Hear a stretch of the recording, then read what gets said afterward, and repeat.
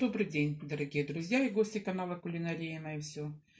Зачастую мы выбрасываем витамины, которые дает нам природа, даже не подозревая об этом. Сегодня я расскажу вам о луковой шелухе, вернее об отваре из луковой шелухи.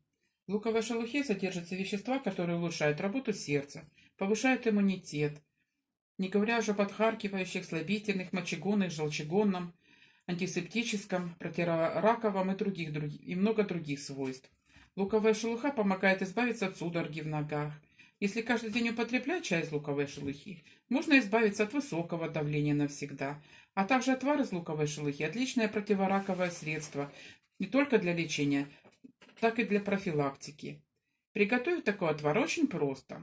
Для начала луковую шелуху необходимо хорошо промыть. Вот она у нас сухая. Здесь мы промыли ее. И обязательно после того, как промыли, просушить необходимо. Затем берем 4 столовые ложки отвара. Заливаем 800 мл горячей воды. Извините, 4 столовые ложки луковой шелухи. Когда во влажном виде, она, ясное дело, объем ее уменьшается. И заливаем кипятком 800 мл. Доводим до кипения и кипятим 1-2 минуты.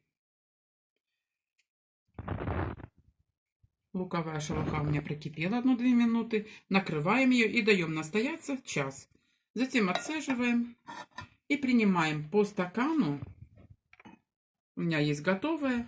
Я вам просто покажу, какого она красивого цвета получается. Где-то стакан 200 грамм. Применять в течение дня.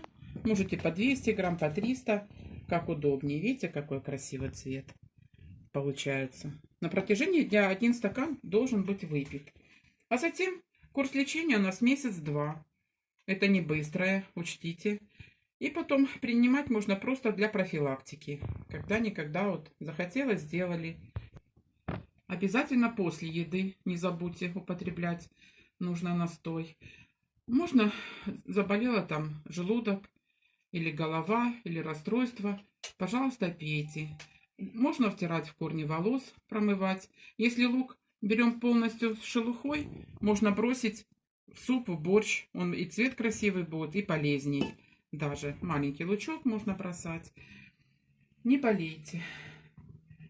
И помните, что дает нам природа, может нас исцелить всегда. Главное в это верить. Это первый девиз. Главное верить.